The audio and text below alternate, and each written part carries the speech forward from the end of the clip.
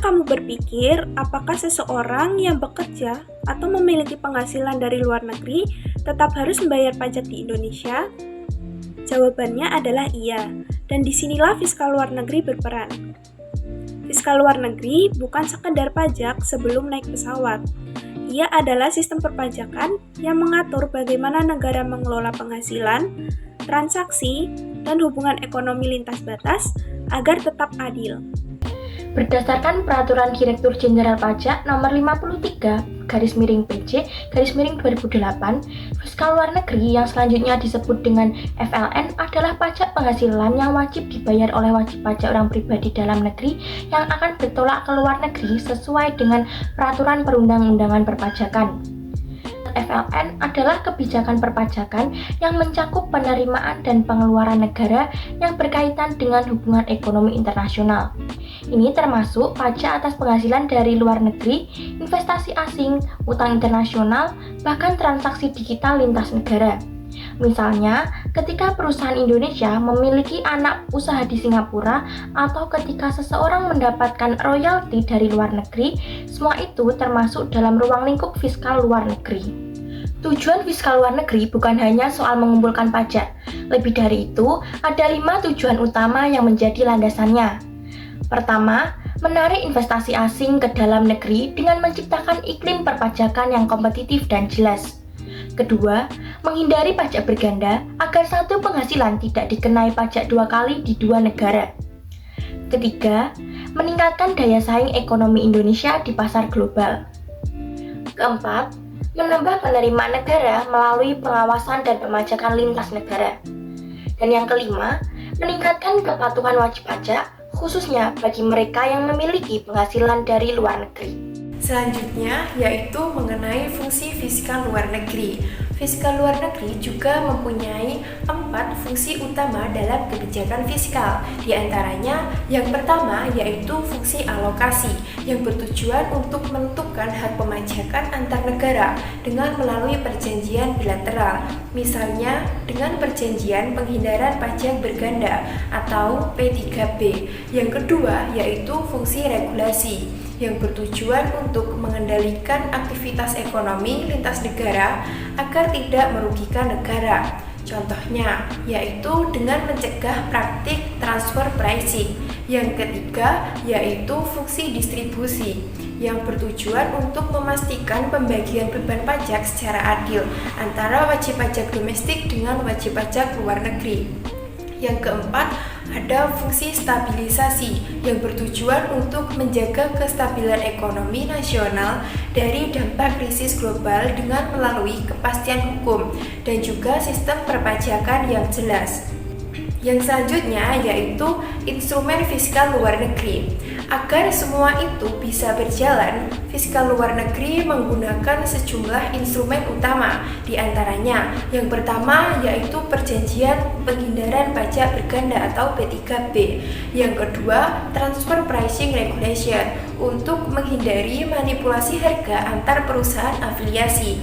Yang ketiga, kebijakan CFC yang bertujuan untuk mengatur pajak atas laba anak perusahaan di luar negeri.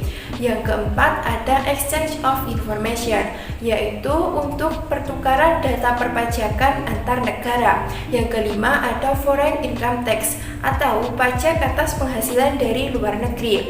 Yang keenam, ada withholding tax atas pembayaran dividen, bunga, dan juga royalti ke luar negeri.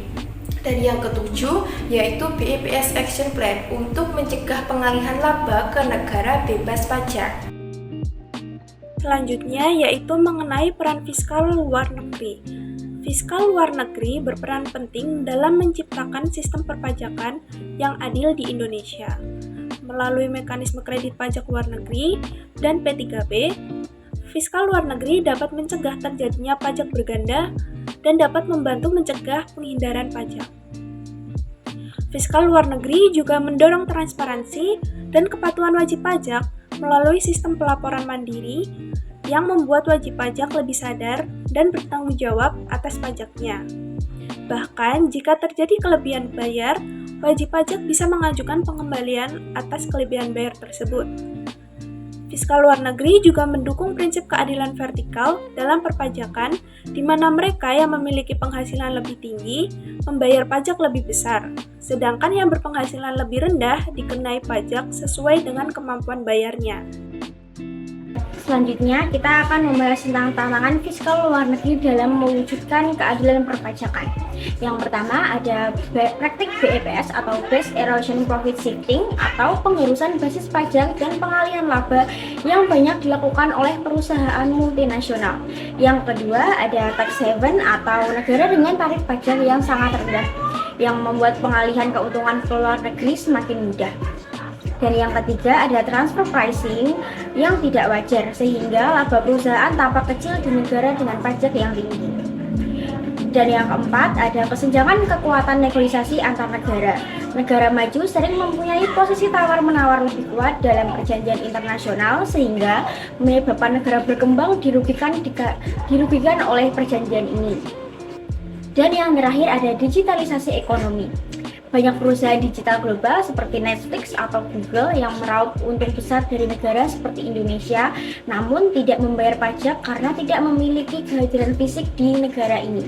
Nah, selanjutnya kita akan membahas isu dari fiskal luar negeri. Sebelumnya, teman-teman tahu nggak sih sebelum diberlakukannya pajak digital, perusahaan seperti Netflix dapat memperoleh pendapatan dari jutaan pelanggan di Indonesia tanpa membayar pajak penghasilan?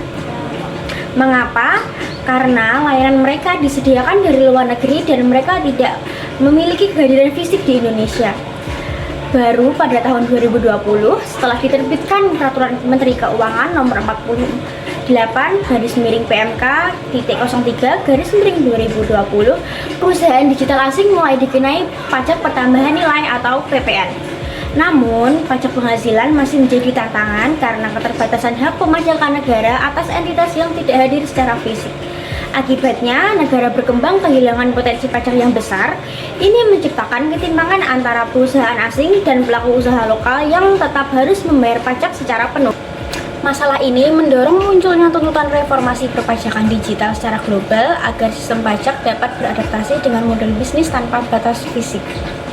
Nah teman-teman, kita tadi sudah belajar mengenai fiskal luar negeri, fungsi dan perannya dalam keadilan perpajakan. Jadi fiskal luar negeri bukan hanya soal memungut pajak dari luar negeri saja, tetapi soal menjaga keadilan di tengah ekonomi global yang terus berubah. Dengan kebijakan pajak yang tepat dan kerjasama internasional, keadilan pajak bisa tetap ditegakkan tanpa mengenal batas negara. Love it when we touch it 'cause it come and go. Yeah, yeah, it gets it 'cause it come and go.